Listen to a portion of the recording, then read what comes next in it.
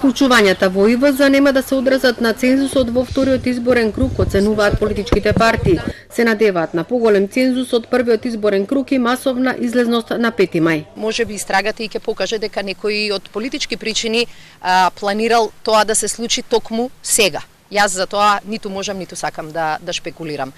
Меѓутоа, повикот до сите граѓани на нашата земја е да не дозволиме државата да губи време на работи кои што можеме и треба да ги решиме во рамките на нашиот политички систем. Тоа значи дека сите имаме право на различно мислење, но на 5 мај треба да избереме претседател. ВМРО-ДПМН е за неселективна правда, ВМРО-ДПМН е за независност на таквите институции. За пребирањата во ИВЗ информирана емисијата на ОПСЕ во Скопје. Бујар Османи му пренел на Клемен Скоја дека очекува сите институции да преземат активности со кои ќе заштитат независноста на ИВЗ, посочувајќи дека ваквите инциденти негативно може да влијат на меѓуетничките односи. Со реакција се јави и Демократската партија на турците.